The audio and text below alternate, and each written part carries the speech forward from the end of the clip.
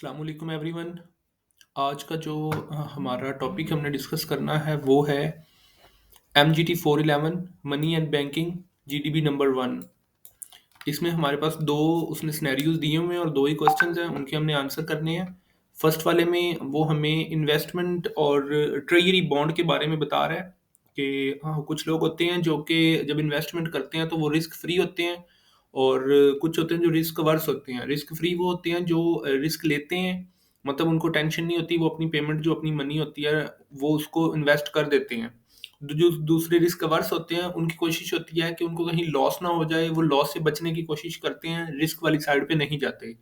तो यहाँ पे जो उन्होंने हमें सिनेरियो दिया यहाँ पे, उसमें वो ये बताते हैं कि जो आपका एक दोस्त है वो अपनी इन्वेस्टमेंट करना चाहता है, लेकिन वो रिस्क अवर्स है। रिस्क अवर्स मतलब कि वो रिस्क नहीं ले सकता, वो अपनी पेमेंट को, अपनी मनी को, किसी भी अपनी इन्वेस्टमेंट को लॉस में नहीं डाल सकता, लेकिन उसको नॉलेज नहीं होता। वो ये समझता है कि जो ट्रेजरी बॉन्ड्स होते हैं उसमें अगर वो इन्वेस्टमेंट करेगा तो उस इन्वेस्टमेंट का उसको लॉस कभी भी नहीं हो सकता, प्रॉफिट ही होगा। तो आप क्वेश्चन अब ये है कि what arrangements you will make to sure your friend, कि अब आपने अपने फ्रेंड को कन्विंस करना है कि वो गलत है, and investment T bonds, treasury bonds is not actually risk free. कि मतलब अगर वो ट्रेजरी बॉन्ड के अंदर इन्वेस्टमेंट करता है तो वो उसके लिए रिस्क फ्री नहीं है, उसमें चांसेस हैं कि उसको लॉस भी हो सकता है, प्रॉफिट भी हो सकता है, लेकिन लॉस भी हो सकता है। आपने उसको यही समझाना है कि उसके अंदर लॉस भी पॉसिबल हो सकता है, ज़रूरी नहीं है कि उसके अंदर प्रॉफिट ही होगा। तो पहले हम इसका जो आंसर है वो डिस्कस कर लेते हैं। यहाँ पे इसकी सॉल्यूशन फाइल अवेलेबल है। What makes arrangements you will give to your friend for convincing him that he is wrong and investment T bond is actually not risk free. इसमें हमने कुछ पॉइंट्स डिस्कस किए हुए हैं, उन पॉइंट्स को देखते हुए हम यहाँ पे डिसाइड कर सकते हैं कि कौन कौन से जो चीज़ें हैं उनको बताना है हमने। फर्स्ट ऑफ ऑल तो हमारे पास है इन्फ्लेशन। अगर हमारे पास इन्फ्लेशन हो जाता है तो उससे भी आपका जो ट्रेजरी बॉन्ड है वो आपको लॉस दे सकता है।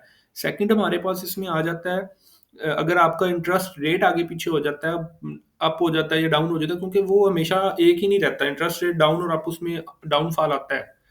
उसके बाद थर्ड नंबर पे हम ये डिस्कस कर सकते हैं कि उसमें अगर अपॉर्चुनिटीज जो हैं, अपॉर्चुनिटीज आपके पास बेटर अवेलेबल है तो उसकी वजह से, या अपॉर्चुनिटीज ना होने की वजह से भी आपका जो ट्रेजरी बॉन्ड है वो आपको लॉस दे सकता है। तो इसके क्वेश्चन के आंसर में आपने इन ये जो मैंने आपको एक्सप्लेन कर दिया है, तो आपने उसको अपनी वर्डिंग में राइट कर लेना है। सेकंड क्वेश्चन आपके पास है, what if you choose a second option and invest your 1 million. अगर आपके पास 1 मिलियन रुपीज हैं तो आपके पास दो ऑप्शन हो।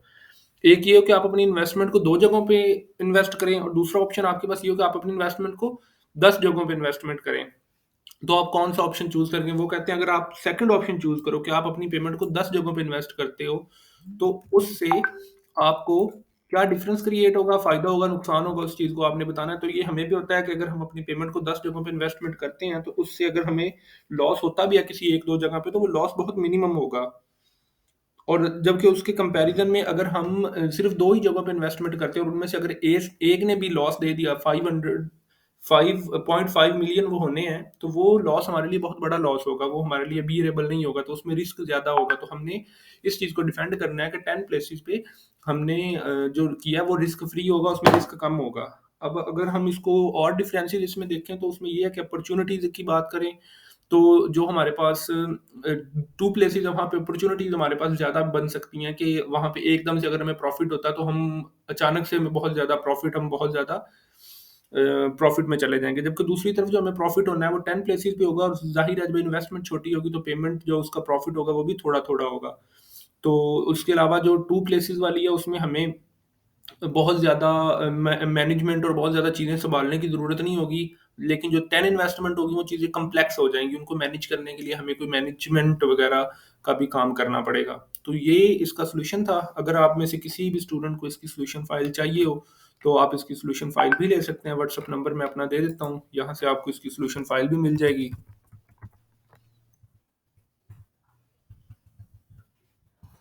फॉर सॉल्यूशन फ़ाइल आपने यहाँ पे कॉन्टैक्ट करना है।